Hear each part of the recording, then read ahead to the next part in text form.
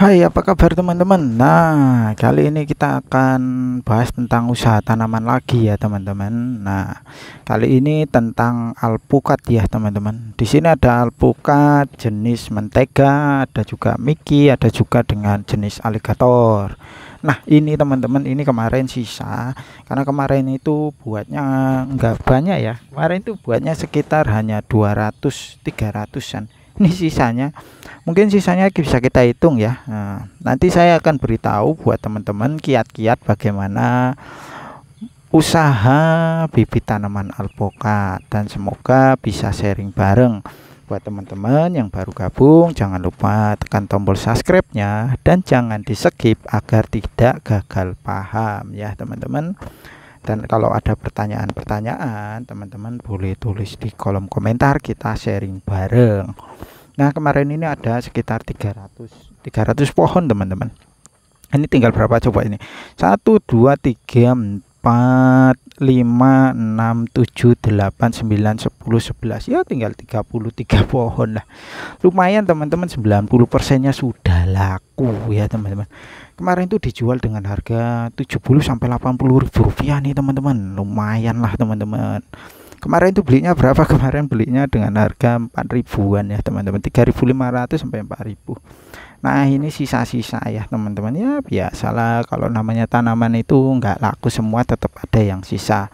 Tapi nanti kita akan rawat dan pasti nanti jadinya bagus kembali dan bisa dijual kembali. Kemarin ini mau ditawar, diborong dengan harga 40 ribu rupiah teman-teman, tapi tidak dilepas. Nah, jadi ini cukup lumayan ya teman-teman. Nah, ini jenisnya ada mentega, ada Mickey, ada aligator juga ya, dan ada juga jenisnya berbeda. Banyaklah jenisnya kemarin ya, cuman saya kurang paham betul kalau tentang alpukat teman-teman. Nah, sejujur saja saya kurang hafal karena sang pemilik ini belum ada di sini ya. Nah, pemiliknya ini punya adik saya ya. Nah, ini udah waktunya pencabutan gulma juga. Dan ini kemarin medianya, sekam tanahnya, sekam dan tanah ini apa, campurannya itu 1:2. Nah, karena alpukat ini dia itu cukup rawan kalau masih kecil, tapi kalau udah gede-gede seperti ini, wah ini udah gampang dan gak gampang rusak deh, udah tahan banting. Nah, dan ini seperti ini ya teman-teman. Nah, ini boleh dibilang ini cukup lumayan ya teman-teman. Kalau belinya dengan kemarin itu belinya harganya 4.000 rupiah teman-teman, dan ini umurnya udah 1 tahun lebih memang ini teman-teman, karena ya sisahan. Nah, sisahan itu kan dirawat lagi nanti ada yang laku lagi gitu ya teman-teman. Dan ini saya cuman bikinnya videonya gimana ya teman-teman, orang cuman sedikit ya, cuma 30 pohon, gimana deh.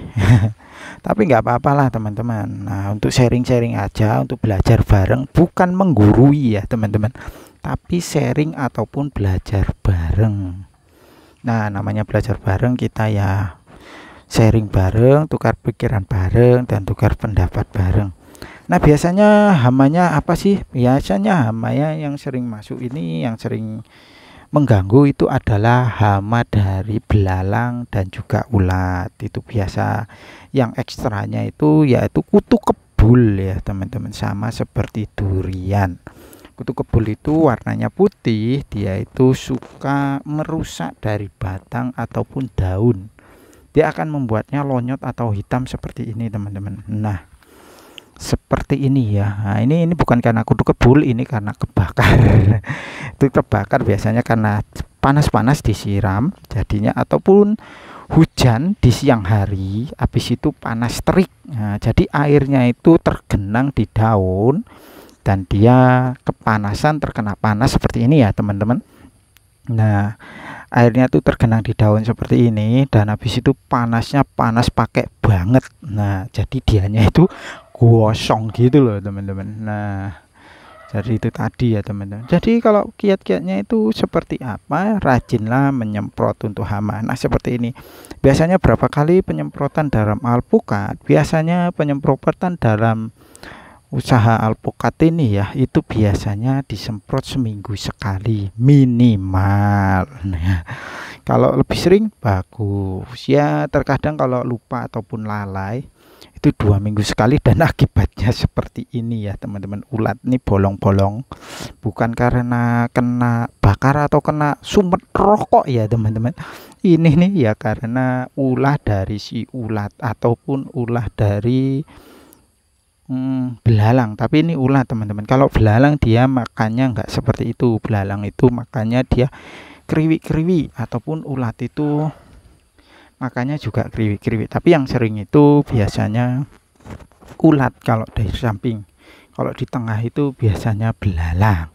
Boleh teman-teman lihat ini ya jenis ulatnya. Kebetulan ada ulatnya teman-teman. Nih ulatnya. Bisa teman-teman lihat itu adalah ulat dari pokat ya. Nah, ini hama ya teman-teman, harus dimusnahkan atau harus disemprot.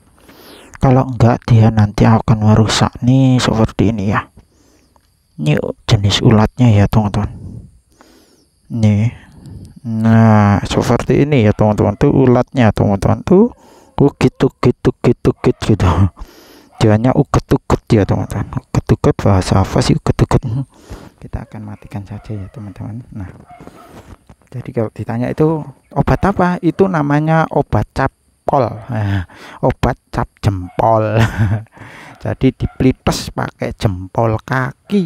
Nah, itu tadi ya teman-teman. Tapi kalau teman-teman mau tanya-tanya boleh sharing di sini. Dan kalau ini prosesnya penyambungannya sendiri ya. Ini beliau nyambung sendiri. Nanti kita bisa lihat di video berikutnya. Pantengin aja channel ini. Nanti saya akan buat tentang tentang tanaman juga di sini, usaha tanaman.